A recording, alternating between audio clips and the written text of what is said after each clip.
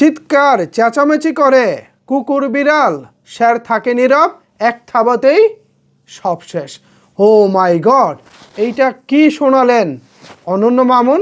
Megastar Shakib খানকে নিয়ে এবার সরাসরি নতুন সিনেমার ইঙ্গিত দিয়ে ঠিক এই কথাগুলোই তিনি তার ফেসবুক পোস্টে লিখেছেন।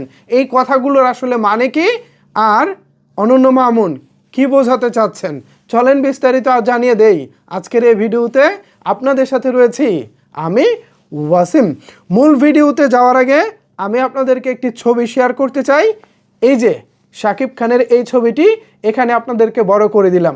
এটাই হতে যাচ্ছে অনন্য মামুনের আপকামিং শের সিনেমার লুক। অর্থাৎ আমরা মেগাস্টার শাকিব খানকে শের সিনেমায় ঠিক এরকমই একটি লুকে দেখতে পাবো। এখানে শাকিব খানকে আমরা দেখতে পাচ্ছি এক কথায় অ্যাকশন মোডে। পিছনে হচ্ছে হাততালি দিচ্ছে এবং অনেকে উৎসাহ দিচ্ছে। মাঠে শাকিব খান একেবারে ফাইট করতেছে জোরসে। ঠিক এরকম একটি থিমে এখানে শেরের লুক ক্রিয়েট করেছে অনন্য মামুন।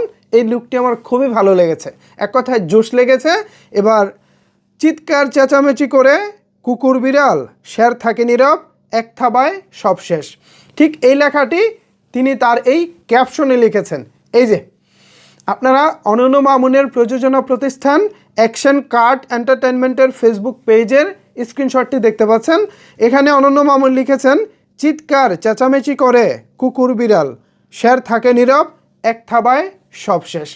ভাই ডায়লগটা জোস এবং খুব ভালো লাগছে। এই সেম ডায়লগটা যখন শাকিব খানের মুখ থেকে ডেলিভারি হবে তখন তো ভাই পুরো সিনেমা হলে ভাই হাততালি আর হাততালি পড়বে। এখন প্রশ্ন হচ্ছে ভাই সিনেমাটি আদৌ হবে তো?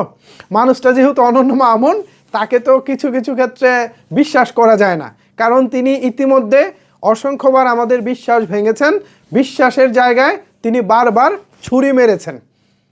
এখন আদৌ সিনেমাটা হবে কি না সেটা জানি না, তবে এতদিন শের সিনেমায় নায়ক হিসেবে কে থাকবেন এটা খোলাসা না করলেও এবার কিন্তু অনন্য মামুন খোলাসা করে দিয়েছেন। তার মানে কি অনন্য মামুনের সঙ্গে শাকিব খানের নতুন কোনো সিনেমা ফাইনাল হয়েছে, আর সেই সিনেমাটার নামে কি হতে চলেছে শের। যদি এরকম কিছু হয় তাহলে আমি বলবো শাকিব খান আবারও হয়তো বা বড় রকমের একটি ভুল সিদ্ধান্ত নিতে চলেছেন।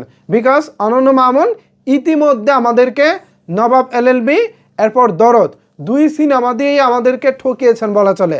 আমরা শাকিব খানকে যেভাবে দেখতে চাই, শাকিব খান যে মাপের অভিনেতা, শাকিব খান এখন যেই কোয়ালিটির সিনেমা করে, অনন্য মামুন সেই কোয়ালিটির সিনেমা বানানোর মতো ক্যাপাবল ডিরেক্টর না।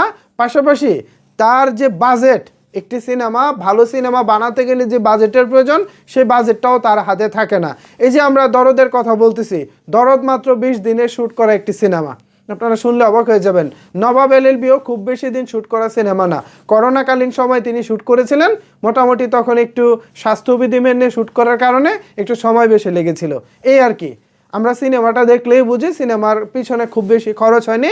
আমরা আদালত এবং বেশ কিছু ইমোশনাল সিন এবং শাকিব খান মাহিয়া মাহির কিছু রোমান্টিক দৃশ্য, ব্যাস নবাব এলএলবি শেষ। বাট বাস্তবতা হচ্ছে আমরা যেভাবে প্রত্যাশা করেছিলাম সেভাবে নবাব এলএলবি পাইনি। এছাড়া দরদের কথা আর কি বলবো, আপনারা যারা দরদ দেখেছেন তারা তো দেখেছেন, আর কিছু বলার নাই। শুক্রবারে দর্শক আমরা হলে গিয়েছি, শনিবার থেকে মাছি মারতেছে হল মালিকরা, এই ছিল অবস্থা। সো এই যখন অবস্থা তখন আবারও শাকিব খান অনন্য মামুন এখন আসলে এটা ভালো হবে না মন্দ হবে, বিষয়টা আপনাদের উপরেই রেখে দিলাম। আপনাদের মতামত জানতে চাই, নিচের কমেন্টস বক্সটা আপনাদের জন্য ওপেন রইল। ধন্যবাদ সবাইকে এতক্ষণ আমার সাথে থাকার জন্য।